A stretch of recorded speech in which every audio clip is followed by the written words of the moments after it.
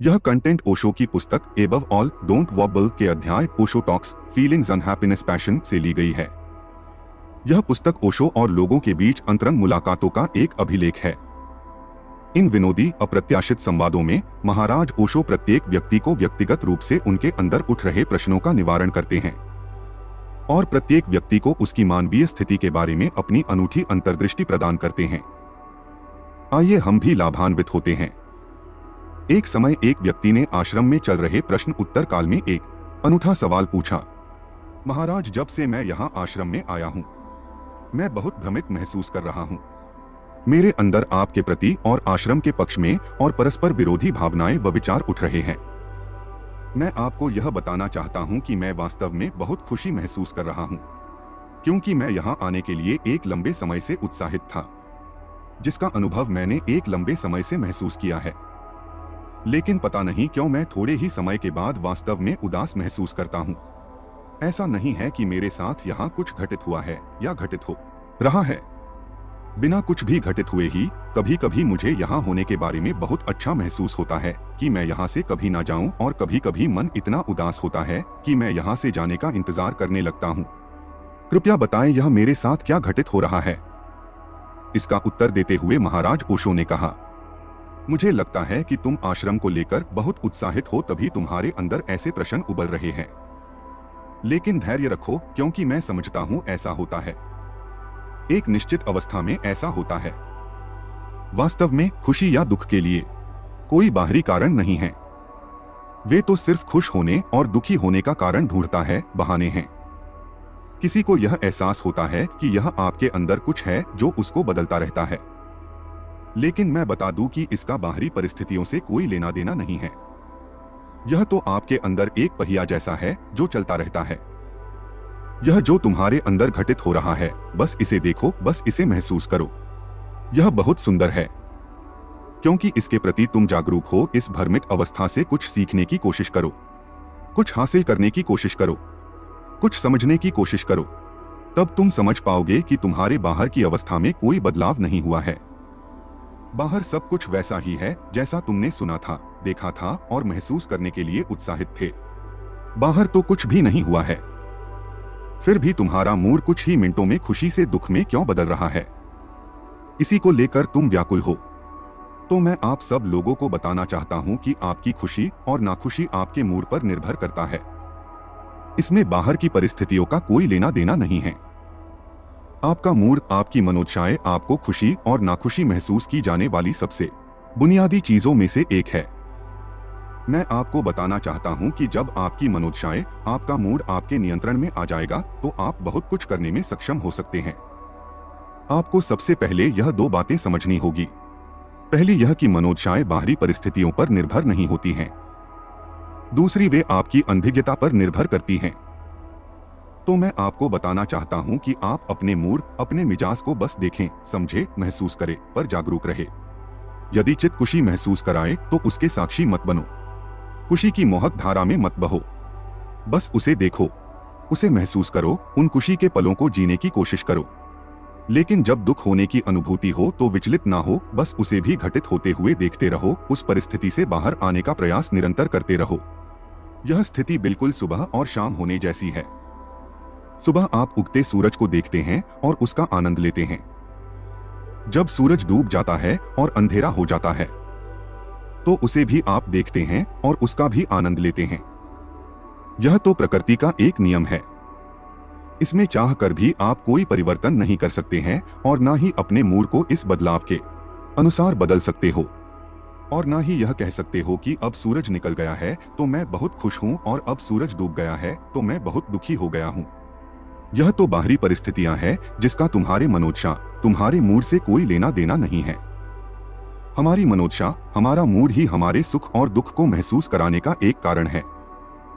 हमारी मनोदशा ही है जिसने हमारे सुखी होने के कारणों को बहुत सीमित कर दिया है। लेकिन दुखी होने के कारणों की कोई सीमा ही नहीं है। हम किसी भी बात को लेकर दुखी हो सकते हैं, जैसे कि दूसरा इतना सुखी क्यों है, दूसरा इतना उत्साहित क्यों है, जिसका हमसे कोई लेना देना नहीं है, जिसके लिए हम कुछ कर भी नहीं सकते हैं, फिर भी हम दुखी होने लगते हैं। मैं कहना चाहता हूँ कि तुम जितने दिनों के लिए यहाँ पर हो, तुम खुशी और दुख इन शब्दों का प्रयोग न करो, क्योंकि यह शब्द तुमको विचलित करते हैं। यह शब्द तुमको अकारण ही निर्णय लेने के लिए मजबूर करती है, तुम्हारे साधना और संयम की बीच बाधा उत्पन्न करने की कोशिश करती है। जब तक तुम यहाँ पर हो, तुम अपने मन को आराम करने दो। तुमको जैसा निर्देशित किया जाता है तुम उसका अनुसरण करो, नहीं तो तुम जिस कारण से यहाँ पर आए हो उस उद्देश्य की पूर्ति कभी नहीं हो पाएगी। तुम्हारा मन तुमको कहीं का नहीं छोड़ेगा। बस इसी निर्णय में समय गुजर जाएगा कि तुम खुशी महसूस कर रहे हो या फिर तुम दुखी हो। मैं यह कहता हूं कि तुम्हारा मन एक छलावा है जो तुमको उलझाए रखता है। तुम्हारा मन तुम्हें तुम्हारे लक्ष्य को पाने में बाधक हो सकता है, तुम्हें साक्ष्यों के बीच रहकर भी एक दर्शक बने रहने के लिए बाध्य कर सकता है।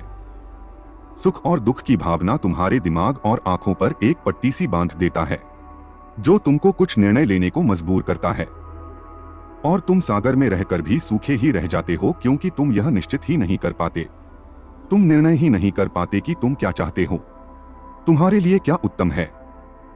जब तक तुम यहाँ हो तुम बिना निर्णय किए देखें, अपने मूड को अपने पर हावी न होने दे, अन्यथा तुम्हारा यहाँ आना व्यर्थ है। तुम्हारा सुख और दुख का मूड तुम्हें कुछ भी सीखने नहीं देगा और बस एक दर्शक बनकर रह जाओगे। मूड के बार बार विचलित होने को अंग्रेजी में एक शब्द दिया है, मूड स्विंग। यह बिल्कुल ठीक प्रतीत होता है, क्योंकि सुख और दुख की भावना सत्य और असत्य के बीच हिचकोले खाता रहता है।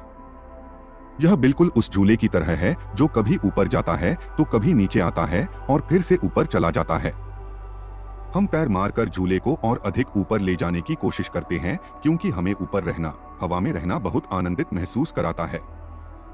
मैं झूले के ऊपर जाने वाले भाग को दुख में होने की संज्ञा देता हूँ, जिसकी हमें आदत सी हो गई है।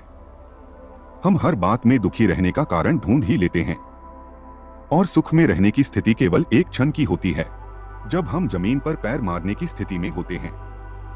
ऐसी स्थिति में जब तुम खुशी महसूस करे तो उसे ए की संज्ञा दे, और जब तुम दुखी महसूस करो तो उसे बी से संबोधित करे।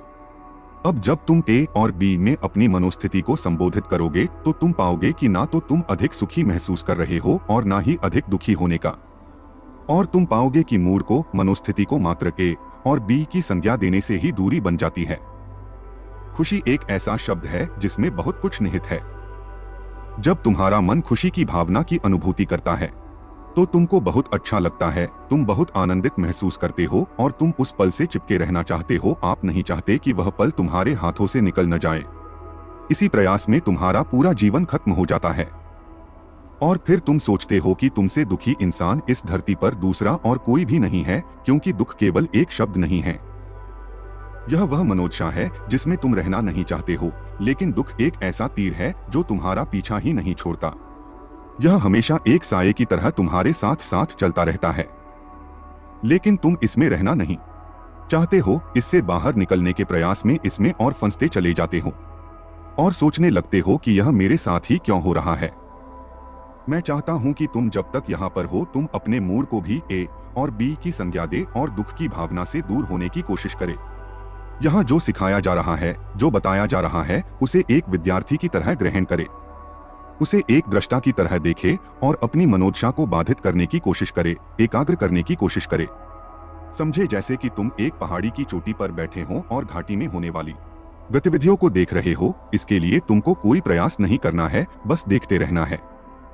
इसके लिए तुम कुछ कर भी तो नहीं सकते हो। तुम देखते हो कि कभी दिन होता है, कभी रात हो जाती है, कभी बादल आते हैं, कभी सूर्योदय होता है और कभी सूर्यास्त होता है। क्या तुम इसको रोकने का प्रयास कर सकते हो? नहीं ना। बस तुम दूर पहाड़ी पर दृष्टा बनकर रह जाते हो। इसलिए मैं कहता हूँ कि यहाँ रहते हुए खुश और दुख जैसे शब्दों का प्रयोग न करें, क्योंकि वे शब्द तुम्हारे दिमाग को कुछ निर्णय लेने के लिए बाध्य करेगा और तुम अपने लक्ष्य से चूक जाओगे। और यदि तुम बस एक दर्शक बनकर रहते हो तो अचानक आपको एहसास होगा कि जब आपको खुशी की अनुभूति हो रही है और दुख का नामो निशान नहीं रहेगा, तुम्हारी मनोस्थिति में दुखी होने की प्रक्रिया जन्म ही नहीं लेगी। कृपया चैनल के साथ बने रहे और चैनल को लाइक, शेयर और सब्सक्राइब करें। साथ ही साथ घंटी आइकन को दबाना न भूलें।